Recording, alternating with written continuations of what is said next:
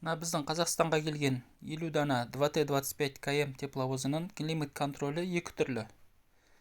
Бірінші келген, яғни 0678-ден бастап, қателеспесем 0695-ке дейінгілерде басқаша түрі, 0696-дан бастап 0720-ларға дейінгісі екінші түрі басқаша түрі.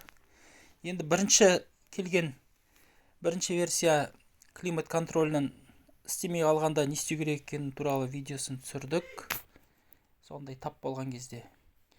Енді міне екінші соңғы келген 2Т-25 КМ тепловозының климат контролінің кеше кездесті.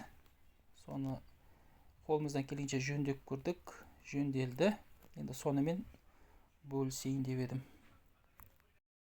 Мына экранда не готов деген жазу тұр, және астыңғы индикаторының светі жанып тұр. Яғни істемей тұр. Ол үшін помощник машинист жағында орналасқан ящикке барамыз.